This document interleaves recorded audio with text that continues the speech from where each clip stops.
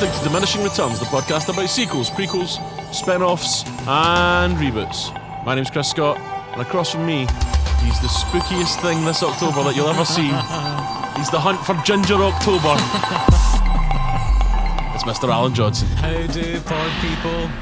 So this is another one of our bonus in-betweeny non-franchise episodes, where instead of talking about a particular film franchise, we talk about trailers, sequel news, and whatever the fuck we want. And as it is our closest non-franchise episode before Halloween, I assume, as per tradition, there will be a spooky bent throughout the episode, like every other podcast. Because everyone that does podcasts is the sort of sad middle-aged nerds that love Halloween. Am I wrong, Alan? You're not wrong, Chris. Yeah. So we're going to start, obviously, with the traditional news. Yep. But is it spooky news? It's filled with monsters, beasts, risen from their graves, or in your case, risen from their sick beds. Yeah, that's right. By the way, I'm doing this episode while I'm struggling with the man flu. Right? Man flu is the worst thing that can happen to anyone, and I deserve sympathy and tea. If somebody could come into my flat and make me tea. Seriously, please. I'm really ill. I probably look like a ghoul or a ghost. Pale skin, slimy to the touch. So there's news that I am at death's door, but do we have any news about films in that? We do. We've had a couple of requests, actually, to do the Resident Evil franchise. Oh yeah, I saw one of them, and I think I told that person to fuck off. Did I not tell you to fuck off as well? Yeah. I'm pretty sure I told you both to fuck off. If you're listening, fuck yous. Right, let's dig into this a little bit. I'm so glad that everyone listens, but genuinely, a couple of fucking arseholes. Please rate us 5 stars on iTunes and wherever you get your podcast. 2 arseholes have said, let's do fucking Resident Evil, right? Because they know it'll upset me. I'm not wasting what precious time that not only I, but this fucking planet has left watching goddamn Resident fucking Evil films. Fuck you, Alan Johnson. But keep your suggestions coming, guys. Thanks a lot. It's really appreciated. World War Z2. World War Z2. I wonder, World War 2 Z. How are they going to name this? Before I give you the news, how are they going to name this? It's going to film? have to be surely a colon then something. Like World War Z colon the next chapter. World War Z colon international zombie time or something. Do you know what I mean? It's going to, I don't really know what they're going to do. If the makers have not already copyrighted international zombie time, I would recommend they get on that now. That's the time difference that they should be released in, you know?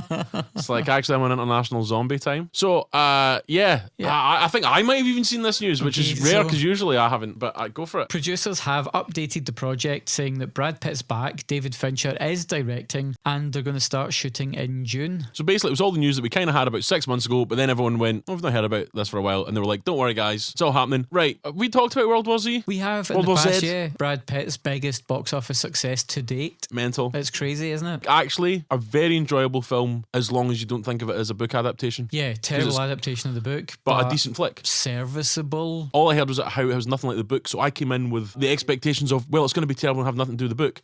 And then it was like, actually, that was all right and had nothing to do with the book. So in my eyes, it was actually sort of, that was all right.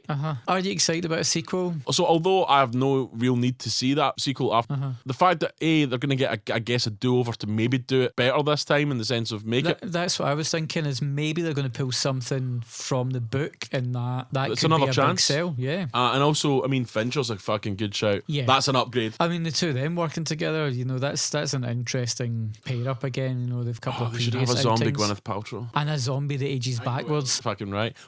With Fincher being involved, I am interested. I agree. So we've had New York Comic Con, and so there's been a couple of things come out of that. First is Todd McFarlane, creator of Spawn and now about to be the director of the Spawn reboot, has said, here's what I'm trying to make Hollywood understand. I want to make a dead serious scary movie that will make kids cry. So Todd McFarlane's pushing for a hard R-rated Spawn movie. I don't really know much about Spawn other than the terrible movie that was out in the 90s. I'm right with you, yeah. I think a friend gave me that on video, and it was back in the days when obviously you didn't have loads of shit. So I think I've seen that film like a solid fucking 5 fucking times. Like I've only seen Dances with Wolves, the Oscar winner, once, and I've seen Spawn 5 times. So have you any desire to see a reboot of said Spawn? This kind of like, oh look, we're being edgy. It might sound terrible, But then if it results in like gross cool shit on the screen, But, then I'm down. However, having seen the 1990s film, I have my doubts. I think this is going to be the epitome of gritty reboot. That's my feelings on. Yeah, no joy, just fucking a slog of, look, we're trying to impress 15-year-olds. Yeah. More important for us, from New York Comic Con, audience members there were treated to a 2-minute sizzle reel of footage from the upcoming Hellboy reboot. And also we've had 2 posters released from the Hellboy with movie. what's that guy's name? David something Harbour? David Harbour from Stranger Things, good choice. I thought Ron Perlman was like perfect as Hellboy. I was like, well, who are they going to get to fucking replace him? Because he's in, they said, it's David Harbour. And you went, you know what? That actually makes a lot of sense. Perlman in the makeup still looks like Ron Perlman, whereas David Harbour in makeup looks like Hellboy. Oh, okay. Does that make sense? Like he's sort of maybe it's because he's either a bit more character actory. Well, or also his face Ron Perlman isn't, already looks like a cartoon. Yeah, I mean, he's a cartoon man brought to life. He's an illustration that's been given physical form. Who knows when we'll get a trailer from Hellboy? But after seeing this poster with Hellboy with the horns and the flames, it looks great. Horns and flames, that's why they call it a sizzle reel, baby.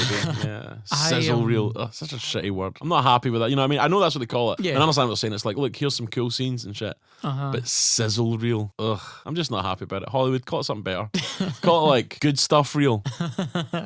I heard something that they were saying, like much like we were talking about Spawn, that it's going to be more focusing on the kind of horror angle, rather than the kind of, I guess, like it was a bit more kind of, I guess, actiony. I think the Del Toro films were a bit more kind of like, kind of superhero-y action adventure. Yeah, it was much more of a kind of superhero type film. Yeah. Guy for Stranger Things is cool. Big Red's cool. Neil Marshall's cool. I'm fucking down. Yeah. Hellboy wowing the nerds at New York Comic Con. Disney have another live action remake in the pipeline, with Emma Stone being cast as Cruella DeVille. Now, the original 1956 book, 101 Dalmatians, actually suggested some quite interesting things about Cruella DeVille as a character.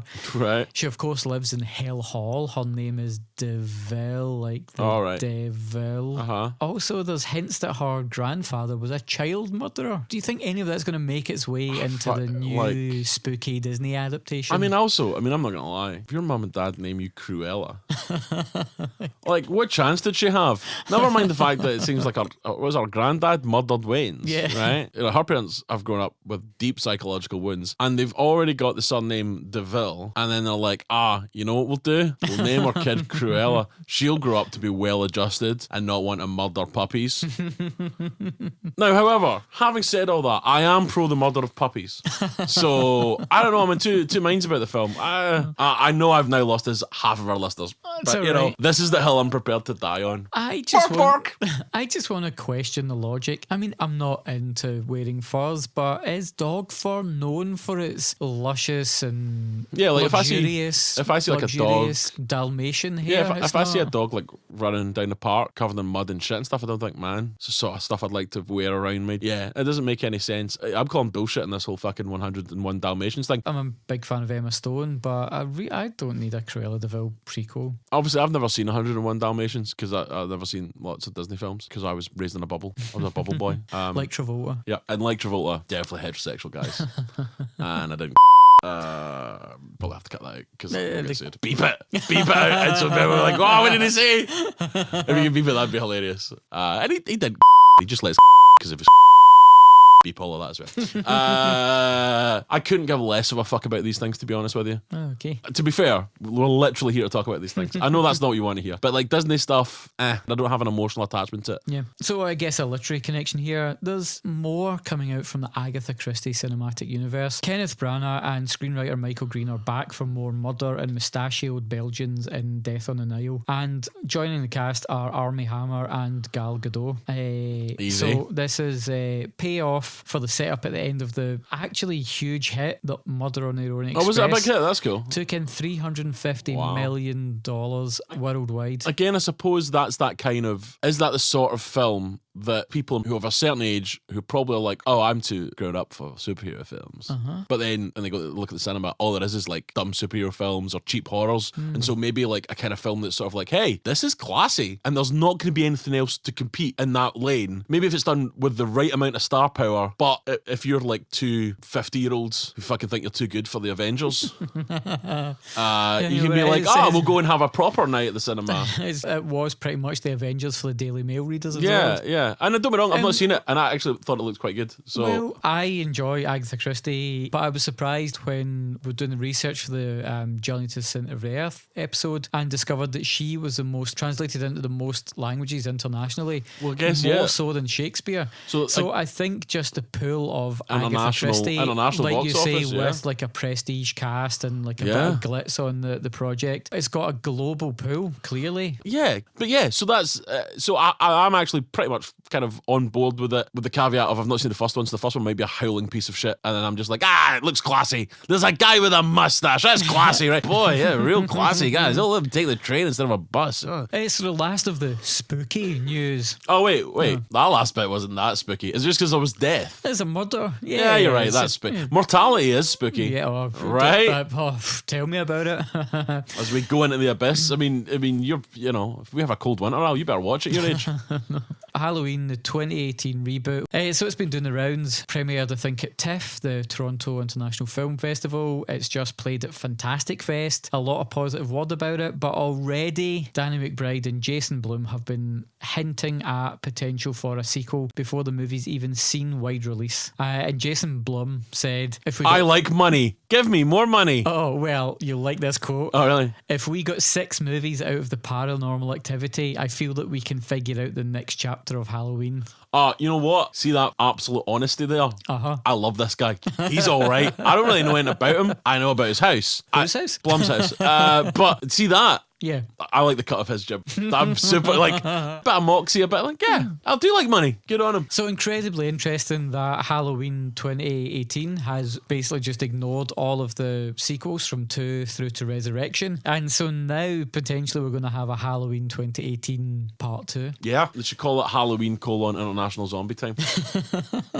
And so last, but not really horror related, but very interesting, and I'm sure we're going to want to talk about it in depth at a later date. There has been news surfaced that Warner Brothers have hired James Gunn to write Suicide Squad 2. And possibly direct it as well. You know what that is? Yeah. It's a fucking baller move. That is the first time I've went, DC, fucking right on, bros. Listen, we're just gonna fucking take this guy. You're stupid enough to let the guy that made you fucking like, what, $1.2 billion fucking dollars and 2 Guardians plus his contribution to Infinity War. Yeah, you know what I mean? If you want to let that guy go, we'll take him. Love it. Warner's and DC must have been rubbing their hands together when suddenly James Gunn's got a bit of free time in his hands because Marvel have let him go. I love it. Do you know what that says to me, man? That's a fuck you to Marvel. Mm-hmm. See, Marvel can be magnanimous because they've been winning so much. But now DC's like, here, fucking take some of that, you dick. Oh, honestly, man. That's a real coup, and Warner Brothers would be insane to not give the directing gig to James Gunn. Fuck David Ayers off. I mean, like, let him go and direct Guardians of the Galaxy Volume 3. That would really make things interesting. As we discussed in our Suicide Squad episode, which is one of my favourite episodes of this podcast, there's a lot of like reshooty stuff. There's a lot of recuts and stuff that's obviously been done that may not have been David Ayers' intent. I think it was probably going to be a shit show anyway. How much of that is studio interference? Who fucking knows? How much is the Marvel machine around James Gunn allowed him to flourish? We're going to hopefully find out. So yeah, it'd be great if they did a swap, but it's not going to happen, I think, with David Ayers because Marvel aren't stupid. Having said that, they are stupid because they let James Gunn go. I'm excited to see what he does next, and I think it would be a great fuck you to Marvel. So that's all the news, Alan. What's next? Well, Chris, you know I wait all year for this. I have written yet another quiz for you. I love our spooky Halloween time episodes. I wish I was feeling better because I always enjoy a quiz. Well, I hope, Chris, this little quiz will be some kind of salve for you. A tonic. All right, let's do it. I'll play along at home, guys, but remember, you won't be as good as me because I'm amazing. I'm filled with hubris. Well, let's start with an old favourite. Hold on. Should we do a theme song for our quizzes? Because I was thinking of this. More than quiz. Chris and Alan. More than quiz. Yeah, you get it. Oh, wonderful. Go on. The first round is a round of sitcom or slasher. Oh, love it. I'm going to read a character name and you're going to tell me whether they come from a sitcom or a slasher movie. Excellent. So let's start with Walt Twitchell. Walt Twitchell? That's him. Sitcom? Yes, he was Cliff's rival on Cheers. Oh, cool. They were good at having rivals for people. I like that in a sitcom. What about Theodore Cleaver? Gotta be sitcom. It is sitcom. That's Beaver Cleaver from Leave It to Beaver. I like that because it rhymed. Larry Talbot. Oh, Larry Talbot. Sitcom. That is the Wolfman. Lon Chaney Jr. We have Luann Platter. King of the Hill. That is King of the Hill. Yeah, boy. Don't try and fuck me over here. Next up is VICI. That is a sitcom character and I believe a robot. Yes, that's Vicky the Robot from Small Wonder. Suck my tits, Alan. Baby Oopsie Daisy. Just because it sounds like it should be a sitcom, I'm going to say horror. Yeah, it's one of the demonic toys from the Demonic Toys franchise. Tom Hanniger. Horror. Yeah, from the My Bloody Valentine films. I like the band. Dr. Beardface. Comedy. Yeah, character in Scrubs. Then we have Nancy Downs. Horror. Yeah, do you know which? Rings a bell, man. It really does ring a bell. Farouza Balk in The Craft. Samuel Powers. Samuel Powers. Yeah. Horror. Incorrect. That's Screech from Saved by the Oh! Bell. Linda Lisa Gutman. Sitcom. Yes, that's from the Steve Harvey Show. That classic Yep. sitcom. Was it him and Cockney Rebel? Oh, very good. Thanks, man. Bibbo the Clown. Horror. That's from the Killer Clowns from Outer Space. Oh. And finally, we have Charles Lee Ray. Horror. That is Brad Dourif's character from Child's Play. So, did I only get one wrong there? 2 wrong. 2. You scored a massive 12 points here, Chris. 12 out of 14. Yeah, do you like how I have these just arbitrary numbers that are just... I mean, fuck it's it. when I get bored writing things down. Yeah, just I mean, decide to move on. it really does annoy me, but that's fine. But I've done well in it. 12 out of 14. Bang! So pretty good. Okay, now I've struggled with what to call this next round, so I just went with The Return of the Son of the Bride of. Right. And this is a round where I'm going to read you a short synopsis of a horror sequel. Okay. And then I'm going to tell you the subtitles of all of the sequels in that franchise, and you just need to tell me which synopsis that is. Does that make sense? No, but I think I'll get it. Just do the first one. Okay. Michael Myers has returned to the sleepy town of Haddonfield, Illinois, to murder his niece, Jamie, who is now mute. Dr. Loomis tries to save the day with the help of Sheriff Meeker. Is that Halloween 2, Halloween 3, Season of the Witch, Halloween 4, The Return of Michael Myers, Halloween 5, The Revenge of Michael Myers, or Halloween 6, The Curse of Michael Myers, H2O, 20 years later, or finally, Halloween Resurrection? So he comes back to kill the niece. Yep. Who's now Dr. mute. Loomis is still there. Yes. 4. Oh, it's part 5. Ah! I think this might be a little bit trickier. This is fucking, yeah, this is tough. I knew, because 3 has got nothing to do with Michael Myers. Yeah. So I knew it wasn't that. And the fact that Donald Pleasance is still alive. Well, he was in them right up to 6. Was he? Yeah, there you go. Fair dues. Okay, the Reanimator franchise now, Chris. I've seen the first one, I believe. Okay. Brian Usna? Yeah, Have you ever talked about how much Society is an awesome film? we might have socially, but I don't know if about on this. What a film. Get Yeah. that watched. Yeah. So, as a child, Howard Phillips watched his sister be torn apart by one of Dr. Herbert West's reanimated corpses. As an adult, Phillips, now a doctor himself, is eager to learn more about West's gruesome research and experiments to bring the dead back to life. Is that Bride of Reanimator or Beyond Reanimator? See, logically, I would think it's Beyond. But he's going to try and bring back his sister, who's a woman. Bride. Incorrect. It's Beyond the Reanimator. I was trying to look at your face to see if you flinched, then you fucking did. Damn, I should have went with my first thought. Motherfucking cunt. At least it made you remember how good Brian Usna is. Society. Oh, God. Oh. Hammer's Dracula cycle. While travelling for a lecture tour, Professor Van Helsing is caught up in a battle between good and evil when sword-wielding vampires rise from the grave. That sounds cool. Is that The Brides of, Prince of Darkness, Has Risen from the Grave, Taste the Blood of, Scars of, AD 72, Satanic Rites of, or The Legend of the Seven Golden Vampires? Satanic Rites. It's The Legend of the Seven Golden Ah, Vampires. that was my second choice. Fuck. Hammer Horror's co-production with Shaw Brothers for the Kung Fu vampire film. Is it as good as how it sounds? If you take it in the manner in which I described the Kung Fu vampire, it is pretty amazing. It's also notable because John Forbes Robertson plays Dracula in it, and he's the only actor other than Christopher Lee to ever have played Dracula for Hammer. Oh. There you go. Trivia. Okay, we've just looked at Frankenstein on our last episode. Igor rescues the monster from the sulfur pit and brings him to Dr. Frankenstein's other son. Is that Bride of, Son of, Ghost of, Meets the Wolfman, House of, or House of Dracula? It's gotta be son of, surely. It's not, it's the Ghost of Frankenstein. Fuck you, Frankenstein. Fucking dick. The Lost Boys. Oh. The Frog Brothers must prevent an army of vampires taking over a California town. Is that the Tribe or the Thirst? Tribe. It's the Thirst. I'm sucking dick at this. Oh, no, it's because you're ill, Chris. Don't let it get you down. Form is temporary, but class is permanent. I'm bringing it back. I'm bringing it back next round. Is there more of this shit round? There It's is. fucking shit. It's made up by a dickhead who fucking smells of poop. A group of teenagers find they are being stalked and killed one by a murderous figure with a hook exactly 1 year after they covered up a friend's accidental death. Is that I Still Know What You Did Last Summer or I'll Always Know What You Did Last Summer? Still. That's I'll Always Know What You Did Last Summer. Fuck. How is that not? It's still not the second one. Still's the second one. So how is that the fucking plot of the fucking third one? Because these things are so interchangeable. Okay, 2 to go, Chris. The Wrong Turn franchise. A van load of prisoners are run off the road by a crazy cannibal and left to fight for survival in a trap-laden wood. Is that Dead End, Left 4 Dead, Bloody Beginnings, Bloodlines, or Last Resort? Left 4 Dead. Correct! Yes. Also, I have never heard of those films. Last one. Let's finish strong. Oh, that's what I always do, Nightmare, baby. Nightmare on Elm Street. Fuck, there's about 8 of these. The grotesque Freddy Krueger gives some more suburban teenagers something to dream about. Is that... Oh, what? No. Fuck you. Fuck you. That is the worst description of all time. I am not having this shit. That is every single one of the films. What? Is that Freddy's Revenge, Dream Warriors, The Dream Master, The Dream Child, Freddy's Dead, The Final Nightmare, or New Nightmare?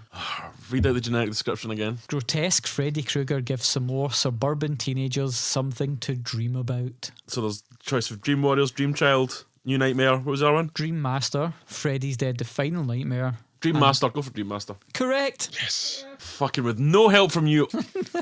Oh, this is the one about Freddy when he goes into dreams. Oh, brilliant. Motherfuck. Glad the listener gets to hear you try and motherfuck me throughout this whole fucking podcast. Jealous. This is like Bette Davis and what's her name? Joan Crawford. That's me and your relationship. Whatever happened to Baby Jane? That's it. Wait, what's next? Tell me this is ending fucking soon. The Good. last round, Chris. This, I think, is my favourite round. Alright. Last year, in a round of tagline or dragline, I used Megadeth lyrics and horror movie taglines. Yeah. This year, I have selected the poetry of Insane Clown Posse. Oh, lovely. All you have to do is tell me... This one goes out to all our juggalos. Whoop, whoop. All the juggalo brothers and sisters out there. All you have to do is tell me, is that a horror movie or an ICP lyric? Brilliant. Let's start with Forgive Me, Father, for I Am Sin. Clown Posse. That's Little Witches from 1996. Because they are quite religious, aren't they? They've now found religion. No, that's what which we think. Which is going to be made to seem as if almost religion doesn't matter by the time you've heard some of their lyrics. Pray, slay, display. Clown Posse. That is House of Wax from 2005. Fucking cocksuckers. Your son's on crack. Clown Posse. Yes. The rest of that lyric goes, your daughter's got nut stains on her back and they both fucking smell like shit. That's from the classic Halls of Illusion. Nice. Real wordsmiths.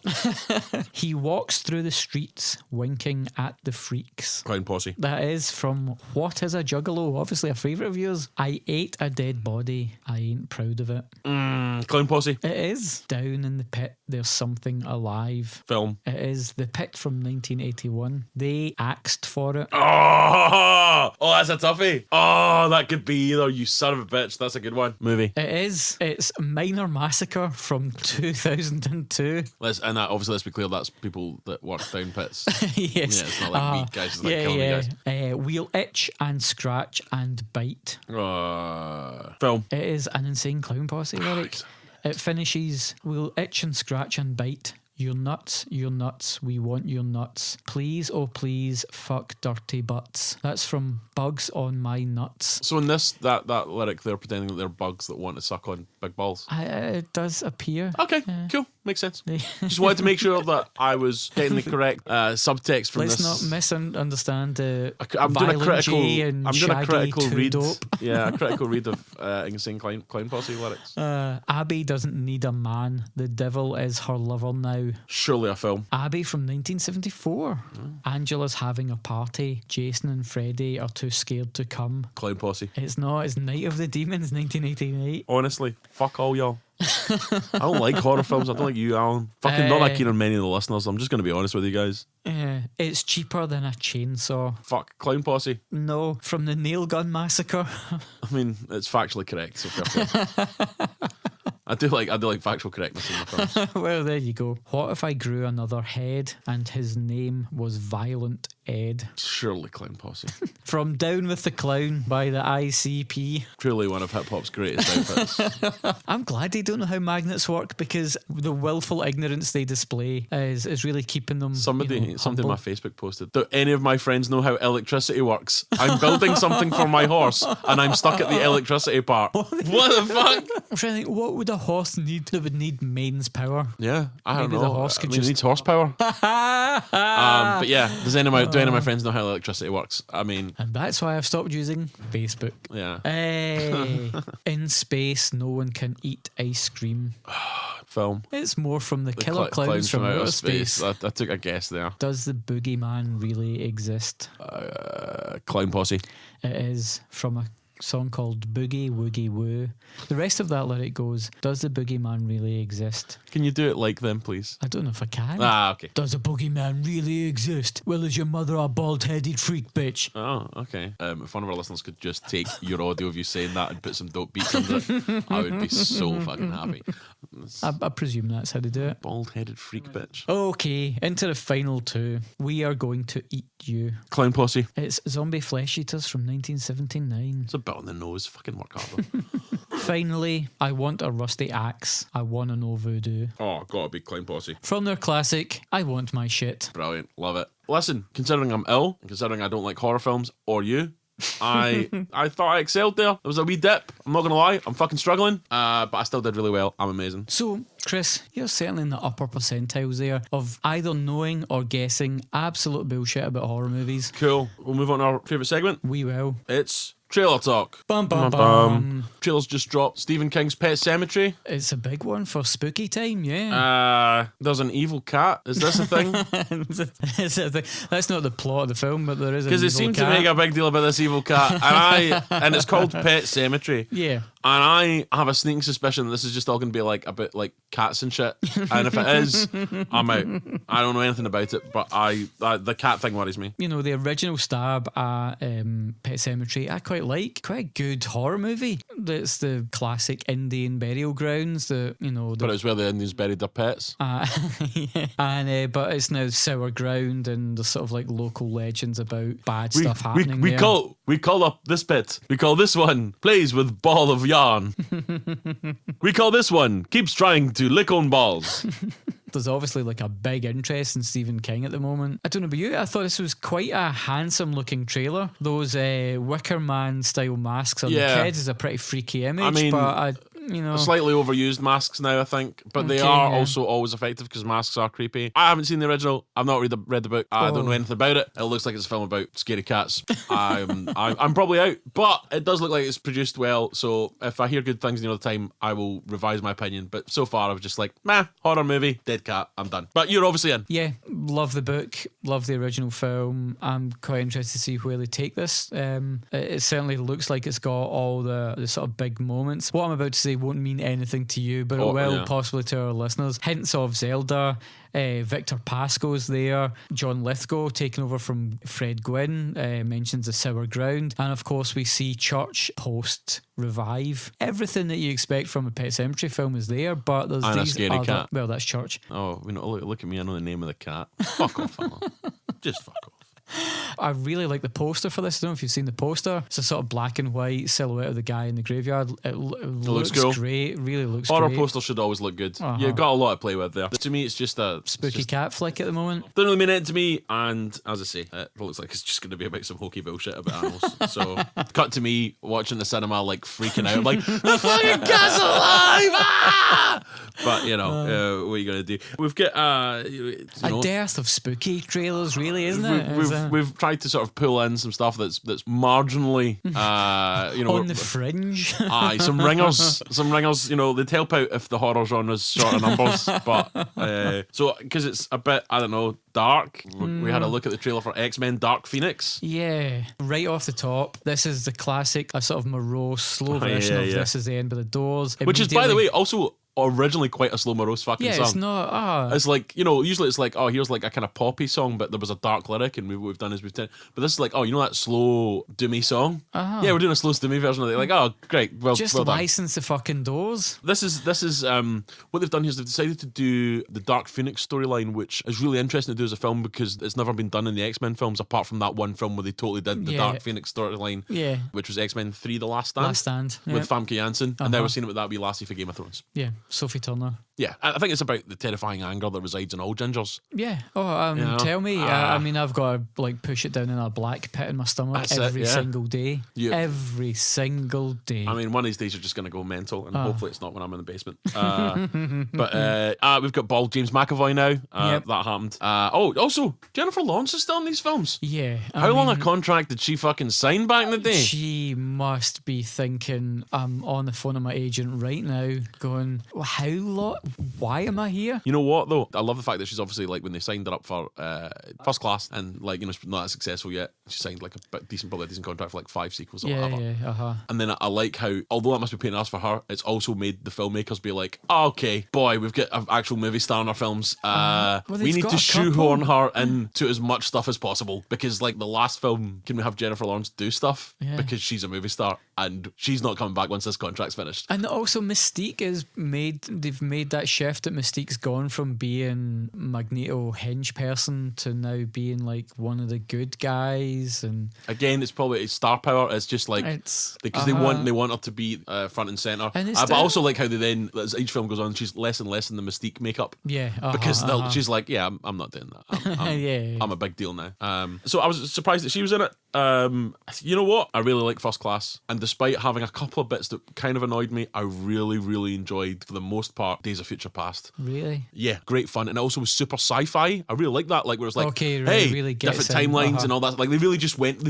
They didn't try and soft soap it. They went, oh yeah, end of the world, blah, blah, travel back in time. You're just going to have to deal with this. And that was like, oh, this is very comic booky, this kind of vibe. So I really enjoyed that. However, Apocalypse was a steaming pile of pish.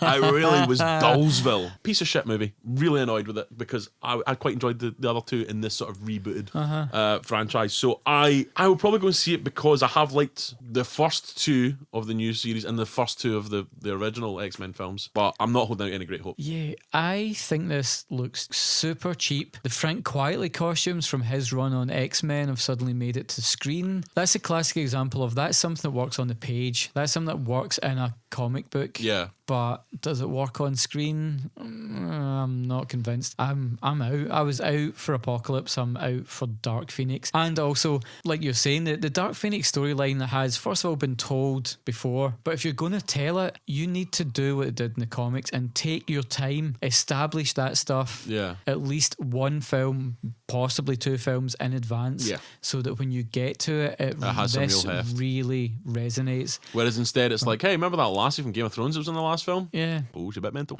So from the kind of dark horror of mutants and the evil mind of Stephen King, where are we going? We're going to the upside. Down? From Stranger Things? No, the upside. It's like a tear-jerking comedy with the guy from Breaking Bad and Kevin Hart. It does deal with the real horror of full body paralysis and having to watch a Kevin Hart film. But yeah, so this is about a guy who's like completely paralyzed from the neck down. Yes. And it's played by, who's the guy from Breaking Bad? Bryan Cranston, who's great. Love him. Yeah, and here he is now.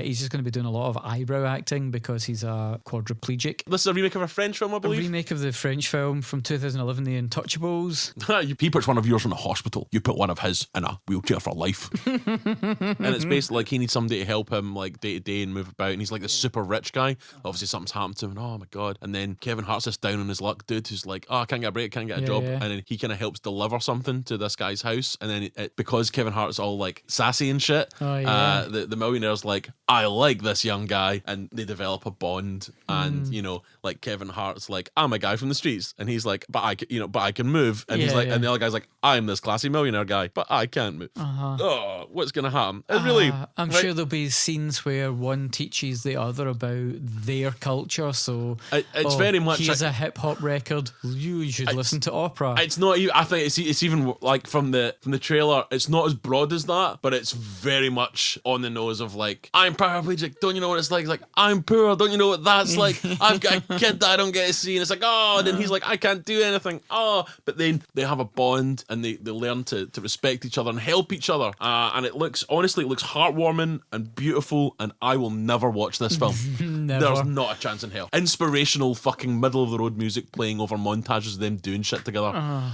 It'll be well acted. It might even have some laughs in it. I've got a lot of time for both of them, to be honest. Well, not a big fan of Kevin Hart's films. He's obviously a funny guy, but I'm quite conflicted on Kevin Hart. When I see he's in a movie, I wouldn't actually go and see. My brother recently bought me a poster which is like a big scratch card, so it's 100 of the best films ever, and as you see the 100 films, you're meant to scratch off the little square and it'll reveal a little kind of graphic art relating to the movie. The original French version, The Untouchables, is on that list. Oh wow. It's the only reason I'm going to watch that movie, so there's no way I'm going to watch The Upside. Cool. Upside is the French one, I'm assuming. Yeah, so not a great trailer haul, no. But you're in for Pet Sematary. Yes. I'm not in, but will go and give them my money for the X-Men Dark Phoenix. So, I mean, I'm just the worst. And we're both out for the Upside. Yes. Oh, so we've only got one reel in. Yeah. Which is you for Pet Sematary, which is the least surprising ending to a trailer talk ever. That's not like a Carrie surprise ending there, is it?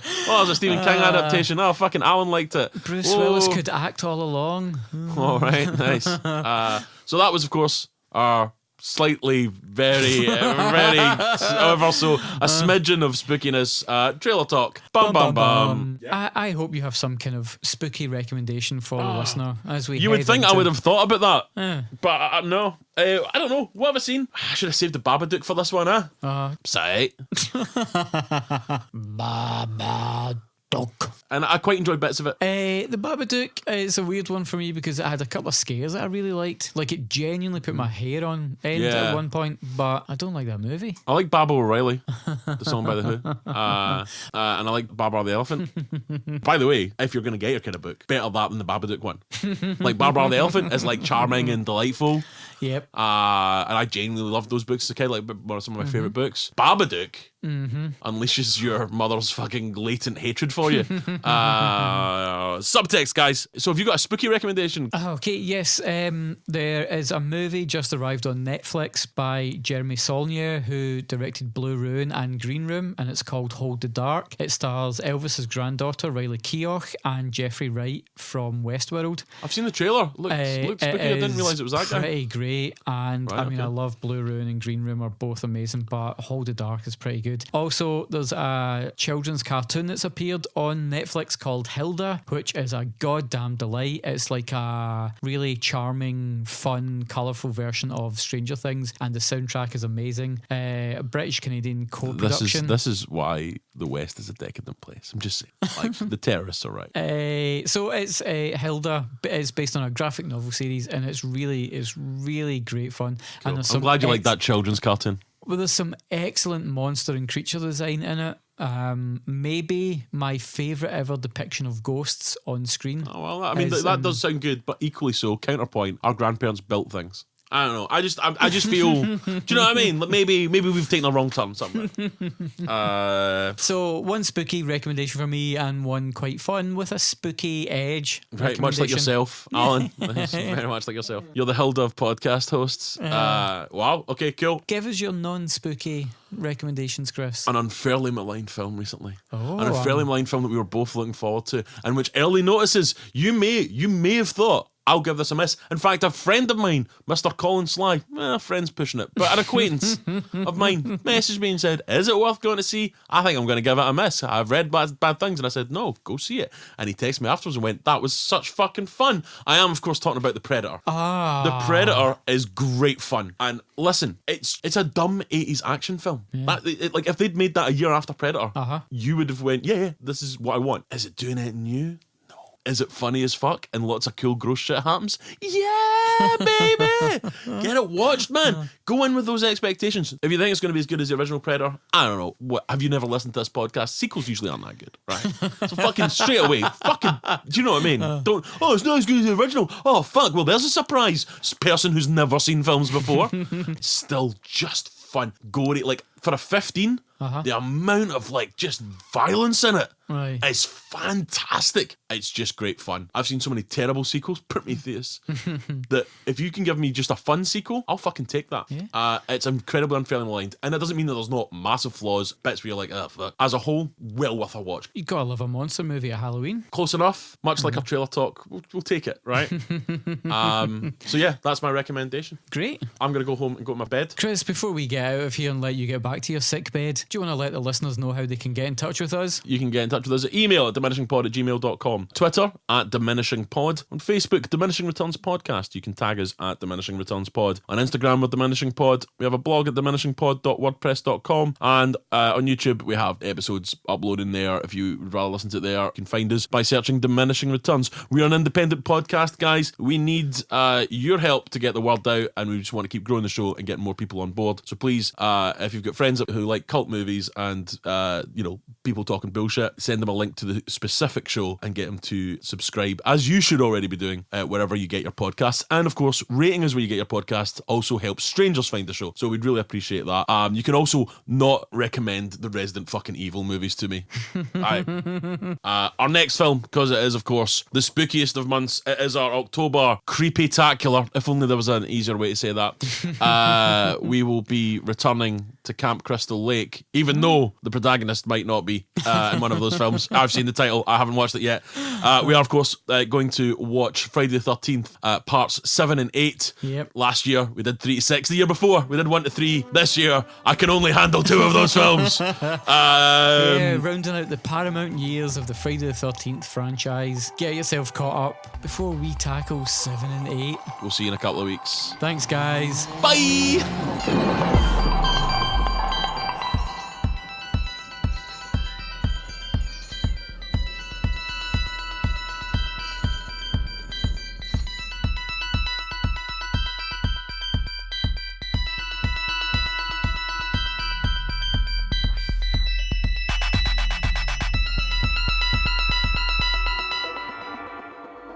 Fucking Resident Evil films. I've seen one of them and it was shit. No. Juggalos for life. Whoop, whoop.